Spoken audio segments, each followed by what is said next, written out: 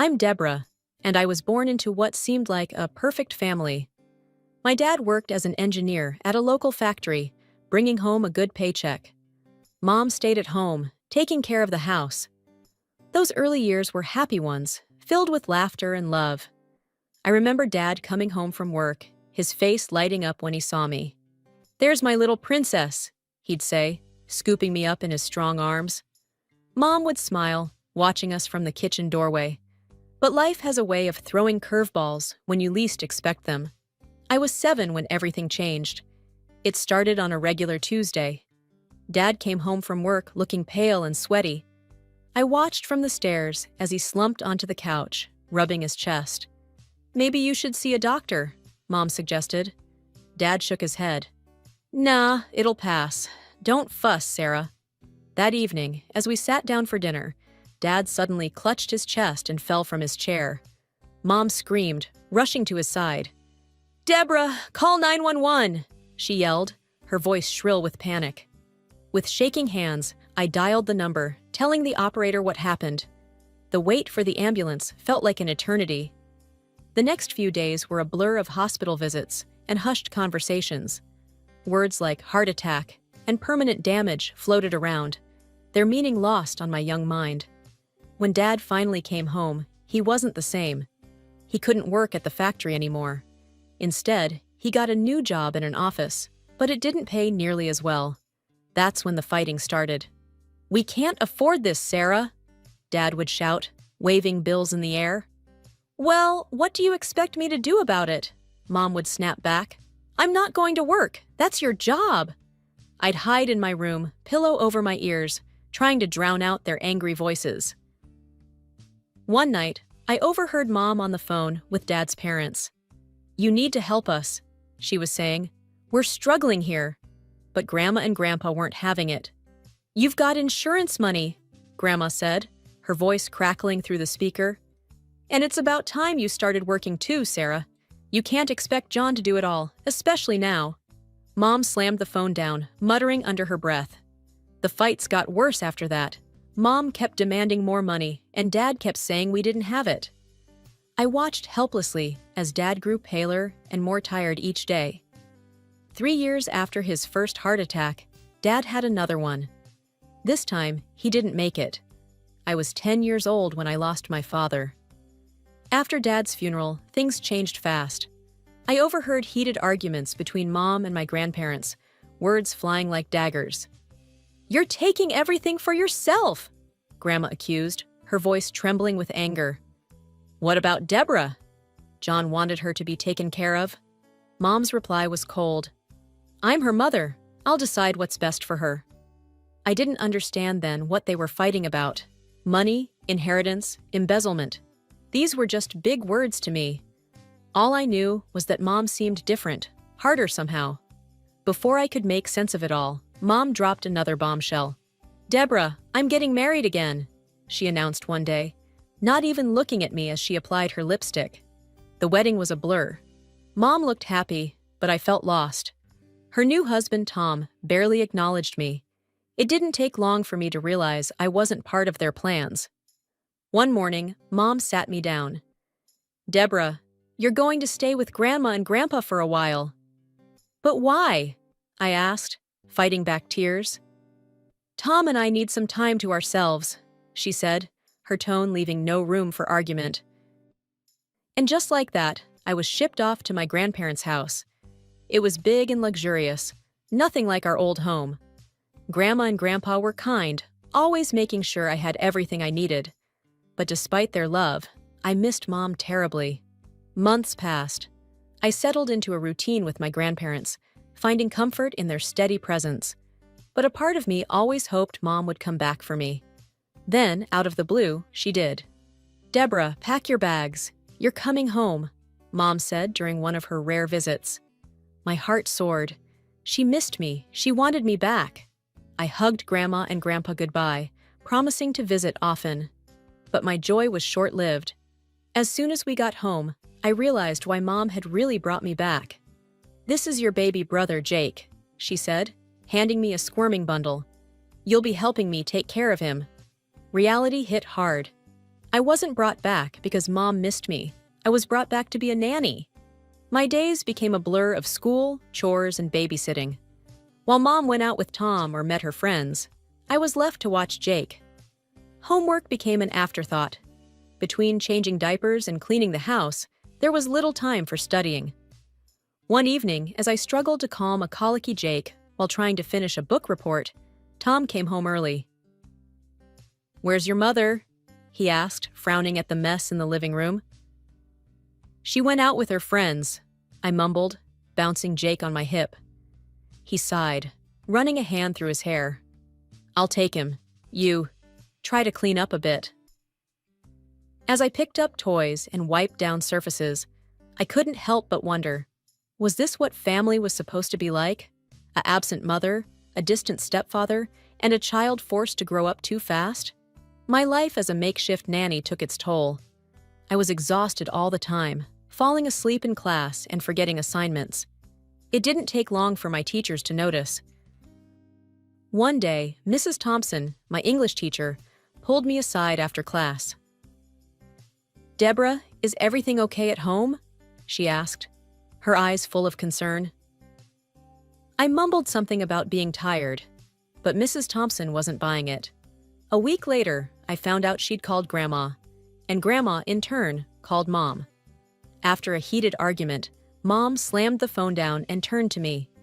"Pack your bags," she said coldly. "You're going back to your grandparents." I was torn between relief and hurt. Part of me was glad to escape the endless chores and babysitting, but another part felt rejected all over again. Life at Grandma and Grandpa's was like before, stable, loving, and focused on my well-being. My grades started to improve, and I felt like a kid again. Months passed with barely a word from Mom. Then, out of the blue, Grandma got another call. "Sarah's divorced Tom," Grandma told me later, her voice a mix of surprise and disappointment. "He's taken Jake and moved to another city." I felt a pang of sadness for my little brother, but also a strange sense of relief. At least he was with his dad, who seemed to care more than Mom ever did. That's when Mom discovered social media. Suddenly, my phone was buzzing with notifications. Mom was posting constantly, selfies at clubs, pictures of fancy meals, and lots of photos with a guy who looked barely older, over 18 years old. But it wasn't just new boyfriends Mom was experimenting with. Soon, her posts took a different turn. "Just got my new girls." Read one post, accompanied by a photo of Mom in a tight top, her chest suddenly much larger than I remembered. The surgeries didn't stop there. Every few months, there'd be a new post about another procedure. Bigger hips, plumper lips. Even her eyes looked different. I watched from afar as Mom transformed herself, post by post, surgery by surgery. The woman in the photos looked nothing like the mother I remembered. It was like watching a stranger play dress-up with my mom's life. Through all of this, Mom never once asked about me. No calls on my birthday. No messages asking how school was going. Nothing. At first, it hurt. I'd cry myself to sleep, wondering why I wasn't enough for her. But as time passed, the pain dulled. I stopped expecting her calls, stopped hoping she'd suddenly remember she had a daughter. The years flew by faster than I could have imagined. Before I knew it, I was standing on the stage in my cap and gown, accepting my high school diploma. Grandma and Grandpa cheered louder than anyone else in the audience. Mom wasn't there, but I'd stopped expecting her to show up long ago. Thanks to my grandparents' generosity, I headed off to college that fall. They insisted on paying for everything, waving away my protests. "Your education is the best investment we could make," Grandma said firmly. "Just focus on your studies." And I did. College was challenging, exciting, and everything I'd hoped for. I made new friends, discovered my passion for marketing, and for the first time in my life, felt like I was truly becoming my own person. 4 years later, I graduated with honors and landed a job at a local advertising firm. The day I got my first paycheck, I knew what I had to do. "I'm moving out," I told Grandma and Grandpa over dinner. "I've found an apartment I can afford." They exchanged a look I couldn't quite read. "Are you sure, Deborah?" Grandma asked. You know you're always welcome here." "I'm sure," I said, squeezing her hand. "It's time for me to stand on my own 2 feet, but I'll visit all the time, I promise." Life settled into a new rhythm. Work was challenging but rewarding, and I was slowly building a life for myself. But as I was flourishing, my grandparents were fading. It started with little things. Grandpa forgetting where he put his glasses, Grandma getting tired more easily. Then came the doctor's appointments, the concerned looks, the hushed phone calls. I spent every free moment with them, trying to repay a fraction of the love and care they'd given me. Weekends were filled with quiet afternoons watching old movies, or just sitting and talking. One chilly autumn morning, I got the call I'd been dreading. Grandpa had passed away in his sleep. The next few days were a blur of funeral arrangements and tearful relatives. Through it all, Grandma was a pillar of strength, but I could see the light had gone out of her eyes. Grandma didn't last long after Grandpa died. It was like she'd lost her will to go on without him. 3 months later, I was planning another funeral. As I was going through Grandma's address book, I found Mom's number and, against my better judgment, sent a text. "Grandma's funeral is tomorrow. It would mean a lot if you came." The reply came hours later. "Sorry, can't make it." Those people were practically strangers to me anyway. Those people, my grandparents, the ones who'd raised me, loved me, supported me. Strangers to her? I deleted her number right then and there. After the funeral, the lawyer called me in to read the will. I sat in his office, feeling numb, as he explained that Grandma and Grandpa had left me everything. Their house, their savings, all of it. "It's a considerable sum," the lawyer said gently. "They wanted to make sure you were taken care of?" I nodded, unable to speak past the lump in my throat. Even in death, they were still looking out for me. As I left the lawyer's office, clutching the paperwork, I felt a strange mix of grief and gratitude. I'd lost the 2 people who'd been my rock for so long, but their final gift meant I'd never have to worry about financial security again. The task of sorting through my grandparents' belongings was both emotionally draining and strangely cathartic. Each object held a memory, a piece of the life we'd shared. I worked my way through the house, room by room, until I reached Grandpa's study. His desk was a treasure trove of old documents, each neatly filed away. As I sifted through them, a yellowed envelope caught my eye. My heart skipped a beat when I saw my father's handwriting. With trembling hands, I opened it. It was Dad's will, dated just before he died. As I read, my vision blurred with tears. To my dear Sarah, it read, "I leave the bulk of our savings. But I ask that a portion be set aside for Deborah's college education. Our daughter's future is important, and I want to ensure she has the best opportunities possible." The paper crumpled in my fist as a wave of anger washed over me. Mom had known all along. She'd had money specifically meant for my education, money Dad had wanted me to have, and she'd kept it all for herself. Suddenly, all those arguments I'd overheard as a child made sense. Grandma and Grandpa accusing Mom of embezzlement, of taking everything for herself. They'd been right. For a moment, I considered calling Mom, demanding an explanation. But what good would it do? She'd made her choices long ago. I decided then and there to let it go. I had a good life, a future ahead of me. I didn't need to dredge up old hurts. Little did I know, the past wasn't done with me yet. A few weeks later, as I was leaving work, my phone rang. I almost dropped it when I saw the caller ID. Mom. "Hello?" I answered, my voice uncertain. "Deborah?" It's your mother." I waited, not sure what to say. "I've been doing a lot of thinking," she continued, her voice sounding different than I remembered. "I miss you, sweetheart. I want us to try and fix things between us. Can we meet?" I was speechless. After years of silence, this was the last thing I expected. "Okay," I said finally. "Let's meet." We agreed on a cafe near my office for the following Saturday. When I walked into the cafe, I almost didn't recognize her. The woman waving at me from a corner table looked nothing like the mother I remembered. Her face was taut and unnaturally smooth, her lips plump, her cheekbones sharp enough to cut glass.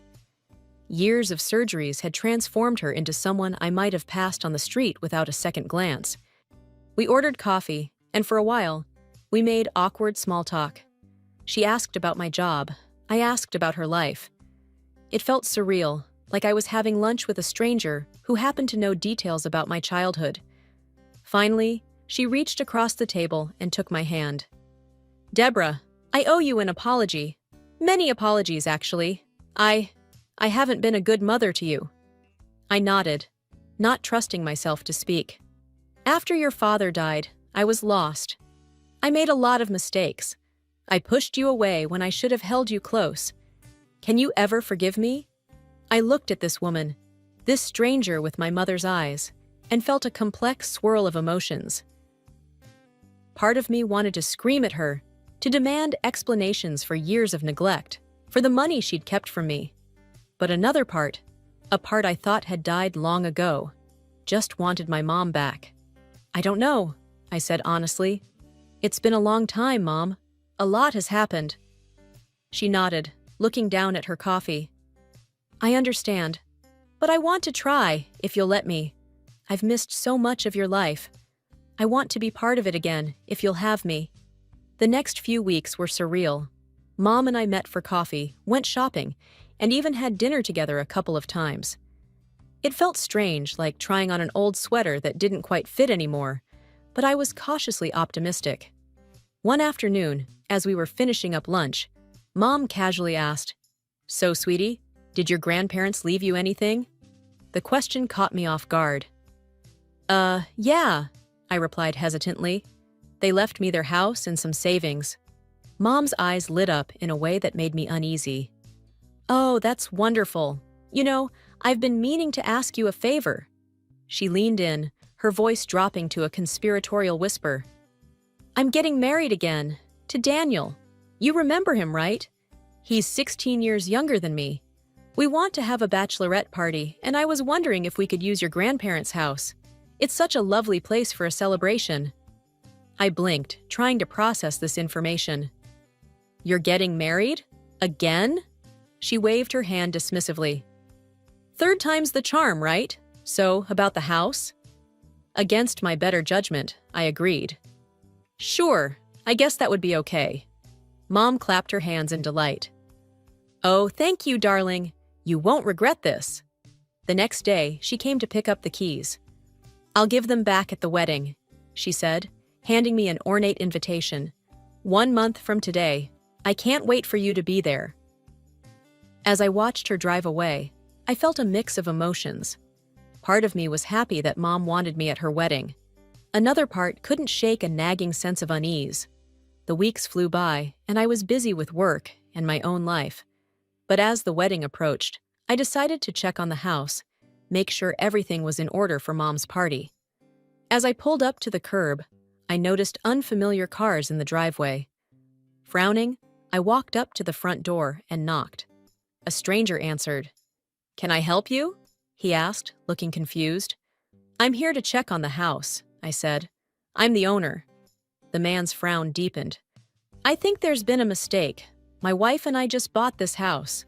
We're in the middle of moving in." My heart dropped. "That's impossible. This house belongs to me. I inherited it from my grandparents." The man called his wife over, and they explained that they'd bought the house from a woman whose description matched my mother's new look perfectly. As the reality of the situation sank in, I felt like I couldn't breathe. Mom had done it again. She'd manipulated me, used me, all to steal my inheritance. I stumbled back to my car, my mind racing. How could she have sold the house? She didn't have the right, unless she'd forged documents. For a moment, I considered calling the police right then and there. But as the initial shock wore off, a cold anger settled in its place. No, I wouldn't go to the police. Not yet. Mom thought she'd won, that she'd pulled off her scheme without a hitch. She was expecting to celebrate her new marriage, to start her new life flush with the money from my grandparents' house. Well, she had another thing coming. The week leading up to Mom's wedding was a flurry of activity. I reached out to every relative I could think of, aunts, uncles, cousins, and told them everything: the fraudulent sale of the house, the years of neglect, the stolen college fund. To my relief, they were unanimously outraged. I outlined my plan, asking each of them to play along at the wedding, to act as if everything was normal until I gave the signal. They all agreed, eager to see justice served. The day of the wedding arrived. I dressed in a beautiful blue dress, my hair and makeup carefully done. To all outward appearances, I was the picture of a supportive daughter. The ceremony was lavish, clearly sparing no expense. My stomach churned, knowing that this extravagance was likely funded by the sale of my grandparents' home. When it came time for the reception, I waited patiently as guest after guest offered their congratulations. Finally, I approached the microphone, a serene smile plastered on my face. "I'd like to say a few words about my mother," I began, my voice steady despite the adrenaline coursing through me. Then, with deliberate slowness, I reached into my purse and pulled out a white cap. The words, "My mother is a thief," blazed across it in bright red letters. I placed it on my head, and around the room, my relatives did the same. The silence was deafening. Mom's face drained of color as I continued. "Let me tell you a story," I said, my voice ringing out in the stunned quiet. A story about a woman who abandoned her child, who stole money meant for that child's education, and who, most recently, fraudulently sold a house she had no right to sell, a house left to her daughter by loving grandparents. Gasps and murmurs rippled through the crowd. I saw Mom trying to signal me to stop, but I pressed on, recounting years of neglect and deception. And now, I concluded, she stands here, celebrating her wedding with money obtained through fraud, money stolen from her own daughter. The young groom, Daniel, turned to Mom, his face a mask of shock and disgust. "Sarah, is this true?" he demanded. Under the weight of dozens of accusing stares, Mom finally broke. "Yes," she wailed. "But I love you, Daniel. I'd do anything for you. Please, please don't leave me." She fell to her knees, clutching at Daniel's legs, mascara streaking down her face. The beautiful bride was gone, replaced by a desperate, cornered woman. The wedding reception had devolved into utter chaos. Guests were shouting, some in anger, others in disbelief. Amidst the uproar, Mom suddenly sprang to her feet, her face contorted with rage. "You ungrateful little rubbish!" she screamed at me, her voice raw with fury. "I should have aborted you when I had the chance. I wish you'd never been born." Her words hit me like a physical blow, but I stood my ground, watching as years of pent-up resentment and bitterness poured out of her. Daniel, who had been standing in shocked silence, finally found his voice. "That's enough," he said, his tone ice-cold. "Sarah, I can't believe I almost married you. You're a monster." With that, he turned on his heel and walked out, leaving Mom standing alone in her white dress, mascara streaking down her face. I took off my cap, the words "my mother is a thief" now seeming almost quaint compared to the ugly truth that had been revealed. With a final, deliberate motion, I threw it at her feet. "Goodbye, Mom," I said quietly, then turned and walked away, leaving her screaming and sobbing behind me. The next few weeks were a whirlwind of legal proceedings. I went straight to the police, filing charges against Mom for fraud and forgery. The case was solid. Between the forged documents, witness testimonies, and Mom's own confession at the wedding, there was no doubt about her guilt. In the end, justice was served. Mom was sentenced to several years in prison for her crimes. She was ordered to return the money from the fraudulent house sale and pay additional compensation for her years of deception. As I stood outside the courthouse after the final hearing, I felt a strange mix of emotions. Relief, certainly, that the truth had finally come out. Sadness for the mother I never really had. But mostly, I felt free. Free from the weight of unspoken truths and suppressed anger that I'd carried for so long. With the money from the settlement, I bought myself a cozy little house, smaller than my grandparents, but all mine. I set aside the rest for the future, thinking about the family I hope to have someday. Life settled into a new rhythm. Work was going well, I was making new friends, and for the first time in years, I felt genuinely happy and at peace. Then, out of the blue, I got a call from a number I didn't recognize. "Hello?" I answered cautiously. "Deborah?" A young man's voice came through. "It's Jake, your brother." My heart skipped a beat. I hadn't heard from Jake since we were kids. "I heard about what happened with Mom," he continued. I wanted to hear your side of the story, if that's okay." We talked for hours that night. Jake had been living with his dad since the divorce, shielded from most of Mom's antics. He was shocked by what I told him, but mostly, he seemed sad that we'd lost so many years together. From that day on, Jake and I started rebuilding our relationship. We met for coffee, exchanged texts, and slowly got to know each other as adults. It wasn't always easy. We had a lot of lost time to make up for, but it was worth it. As I sit here now, looking out the window of my new home, I can't help but reflect on the journey that brought me here. It wasn't an easy road, filled with betrayal, hurt, and loss. But it also led me to strength I didn't know I had, to justice long overdue, and to a brother I thought I'd lost.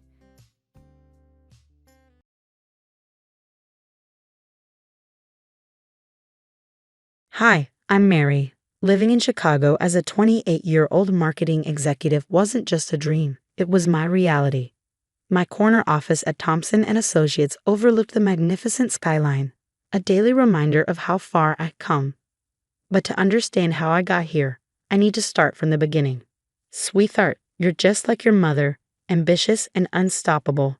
My father, Martin Thompson, used to say, as one of Chicago's top real estate developers, he ensured I had the best of everything: private schools, summers in Europe, and connections that opened every door.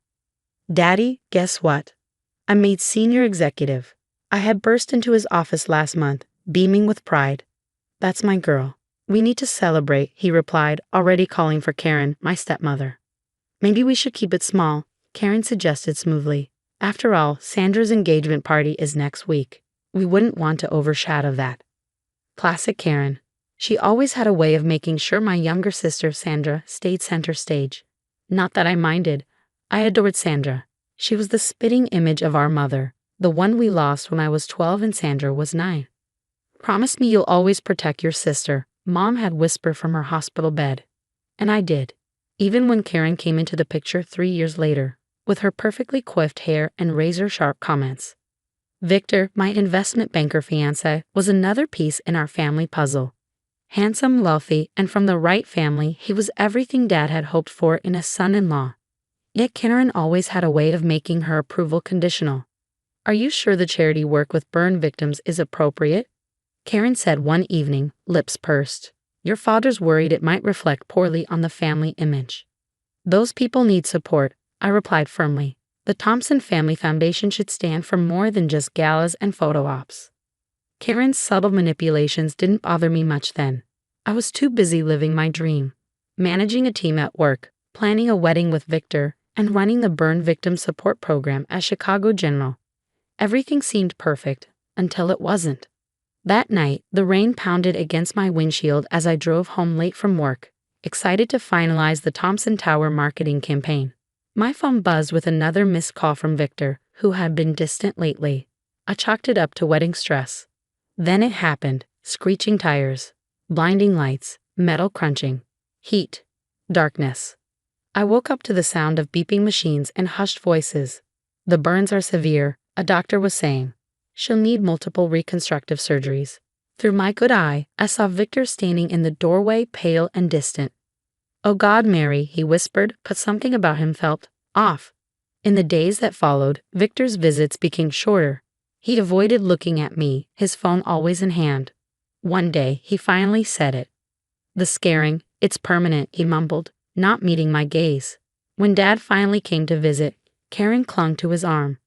"What were you thinking, driving in that weather?" Dad scolded. "Do you have any idea what this does to our family? Sandra's wedding is in 3 months. The photos. How will this look for the Thompson name? Karen chimed in, ever the problem solver. We'll need to speak with the wedding planner. Adjustments must be made. That's when my phone buzzed, a notification from social media. It was a photo of Sandra at La Colomio, laughing over champagne with Victor. The timestamp was from 2 nights ago. What is this? My voice cracked as I turned the phone toward Victor, who had just walked in. The look between him and Sandra said it all. How long? I asked, my voice barely audible. Mary, you have to understand. Sandra began, tears in her eyes. 6 months, Victor admitted, his voice hollow. It just happened. As the hospital monitors began beeping faster, Karen's cool voice broke the tense silence. While this simplifies things, she said with unnerving composure, Martin, perhaps now is the time to discuss changes to the will. My father stood stiffly at the foot of my bed, avoiding my gaze. Given recent developments, we feel it's best to protect the family's interests, he said, his voice hollow. You'll understand, Princess. Protect the family? My voice trembled. I am your family. Later that night, their voices filtered through the thin hospital door. Martin, be reasonable, Karen pressed. She can't possibly attend the charity gala looking like this. The board members, the press, they are already asking questions about the accident. And Sandra's wedding photos will be in every society page. I know, he sighed. The Thompson name can't afford this kind of attention, not with a new development project pending. You're right, as always, Karen cooed. I'll have the lawyers draft the paperwork tomorrow. I lay in silence, my face burning, not from the scars, but from their words. They were dismantling my life piece by piece, as if I were a liability rather than their daughter. The perfect daughter, the perfect fiancée, the perfect life, all gone in a flash of headlights and betrayal. That night, something shifted inside me. Watching Victor and Sandra leave together, his arm casually draped around her waist, I made myself a promise. This won't break me, it will make me stronger. I moved into a tiny studio apartment in Lincoln Park. It was nothing like my old penthouse, but it was mine. Unpacking my few remaining belongings, I laughed at the irony. Years of luxury, and now I was starting over with just 2 suitcases. You sure you don't want me to punch Victor in his perfect teeth? Diana, my best friend and Dad's executive assistant, asked as she helped me settle in. I'd rather you help me access their emails, I said with a wry smile. Honey, I've got access to everything, Diana replied, her eyes sparkling. And something's not adding up with the Thompson Tower finances. It was at a coffee shop where I met Marcus Chen. He was reviewing contracts at a corner table, his laptop open. Excuse me, I said, gesturing to his screen. Is that the Henderson merger document? There's a clause on page 47 that's going to cause problems. He looked up, his gaze steady and kind, not flinching at my scars. You're familiar with corporate law? I used to be someone else. And who are you now? That question led to coffee, which led to lunch, which led to Marcus becoming more than just a friend. Over time, I shared my story with him. Diana kept digging. You won't believe this, she said one night. Before she was Karen Thompson, she was Karen Blake, Karen Peters, and Karen Summers. 3 different identities, 3 different investment scams. Keep going, I urged, and Diana, thank you. I threw myself into work, earning respect not for my looks but for my results. When the VP position opened up, I claimed it. Marcus suggested I start a support group for burn survivors, and the Burn Survivors Network was born. Local news covered it, then national outlets. Suddenly, my scars weren't a mark of shame. They were a symbol of survival. Your father's been asking about you, Diana reported one evening. Karen's getting nervous. She knows I've been accessing old files. Let her sweat, I replied. Meanwhile, Marcus spread documents across my kitchen table. Victor and Sandra have been siphoning money through shell companies, he explained. Karen's signatures are all over it. And these shell companies, they match her previous identities. They're all going down, aren't they? I asked, my voice steely. Marcus took my hand. Legally, we can't do anything directly, but sometimes karma needs a little nudge.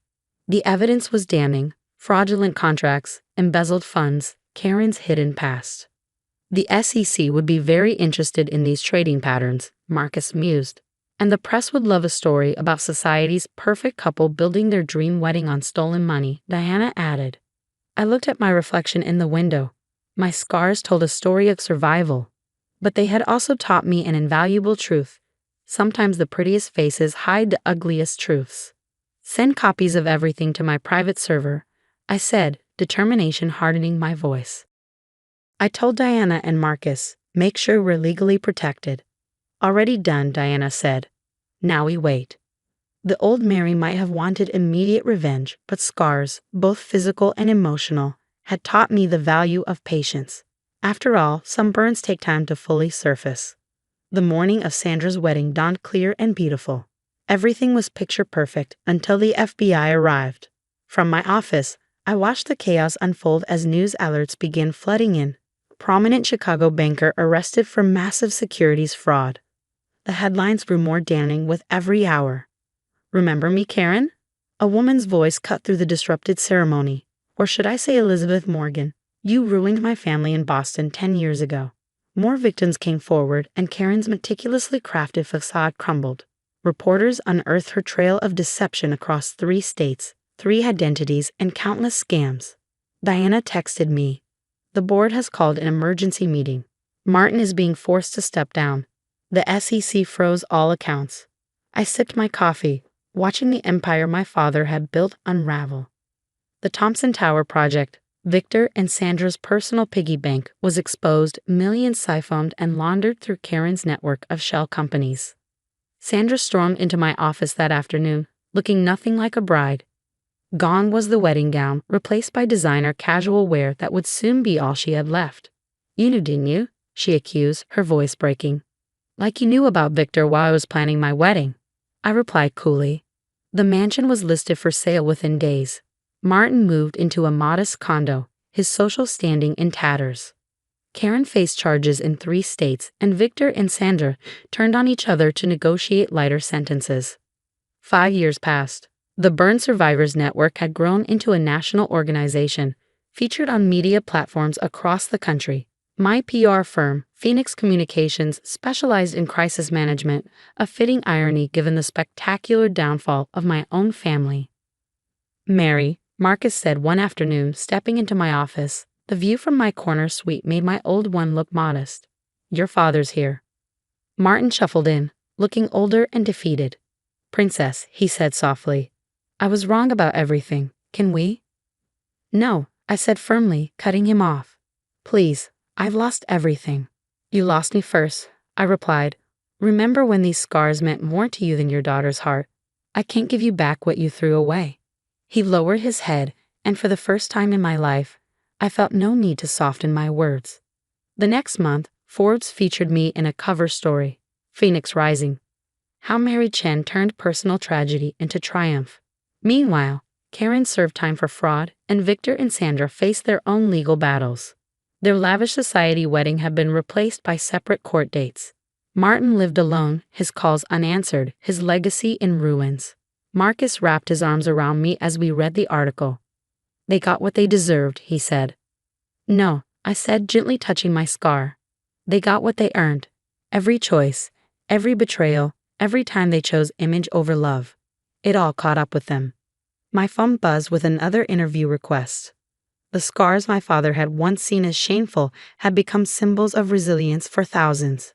Ready for the charity gala? Marcus asked with a smile.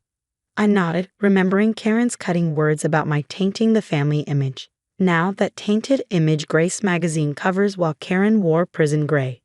The Burn Survivors Network had raised millions. My PR firm was thriving, and I, scars, success, and all, was finally truly happy. As we left, I turned to Marcus and said, sometimes the worst burns leave the strongest survivors. I never saw my family again. They made their choices, and karma made hers. As for me, I chose to rise, to thrive, and to prove that true beauty isn't about flawless faces. It's about perfect karma. What would you do if you discovered your family's perfect image was built on lies? Would you expose the truth immediately or let karma take its course? Share your thoughts in the comments below.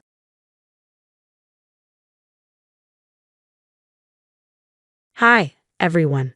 My name's Jennifer Aaron, and I'm a 23-year-old nurse living in Austin, Texas. That's how my introduction used to go until last week. Jennifer, honey, just play along.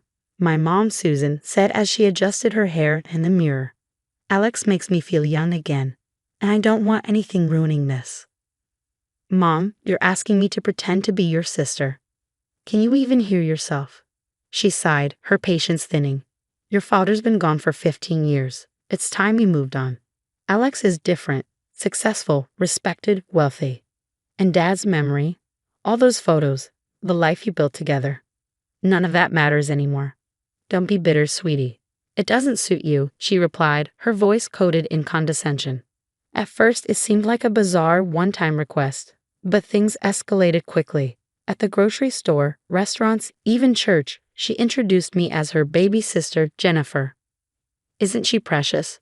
She giggled, playing the role of a doting older sibling. Susan, darling, I didn't know you had a sister.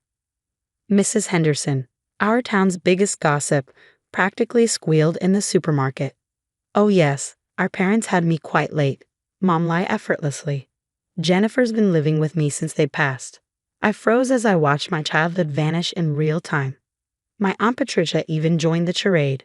Jennifer's always been like a daughter to Susan, even though they're sisters. Such a special bond.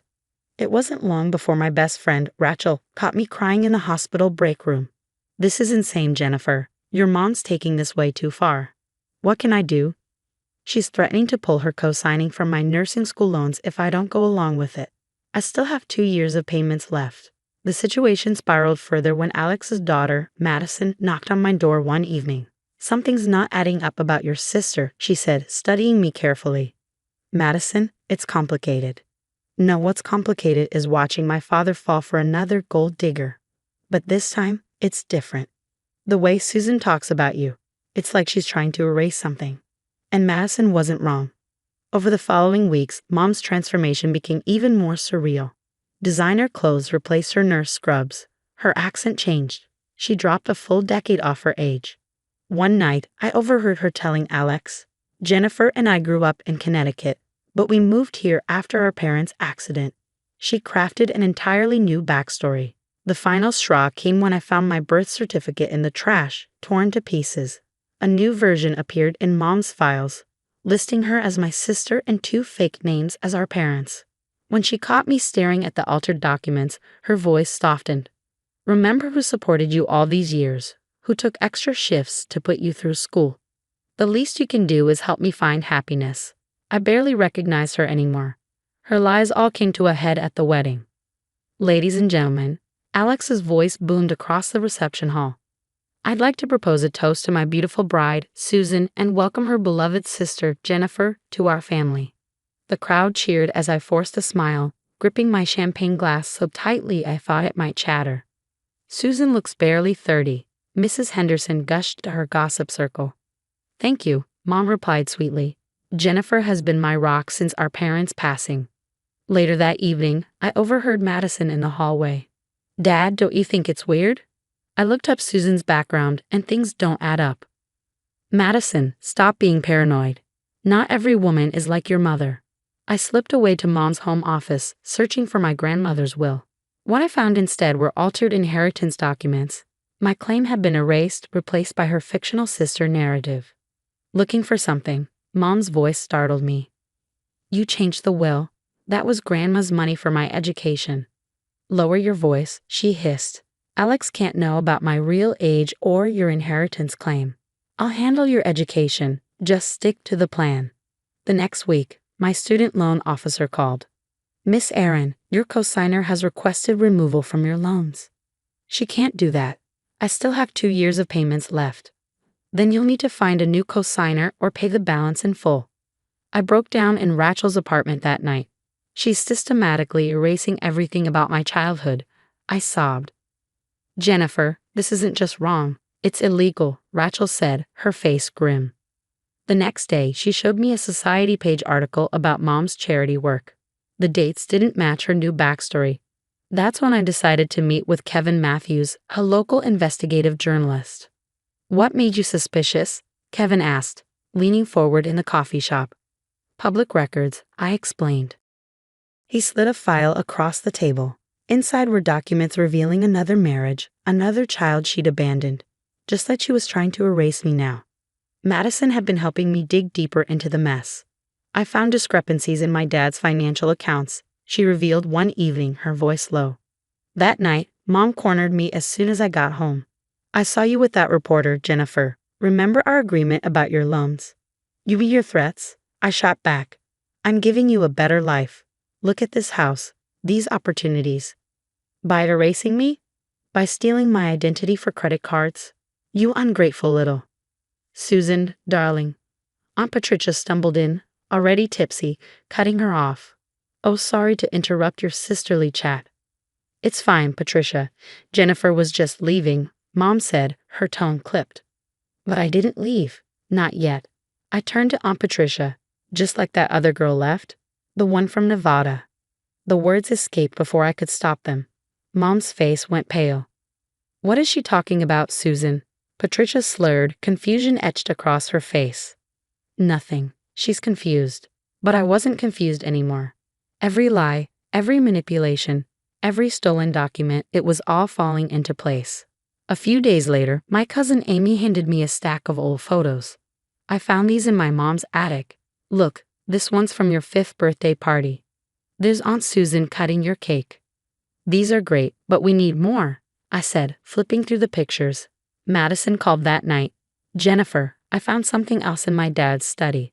Susan's been writing checks to herself from the company account, and she's opened 6 credit cards in my name. Before I could respond, my phone buzzed. It was Rachel. You won't believe this. Mrs. Peterson, you know, from your old elementary school, she gave me a copy of your 3rd grade registration papers. Guess who signed them as your mother? Susan? Yep. She kept copies of everything. I'll scan them and send them over. Piece by piece, the puzzle was coming together.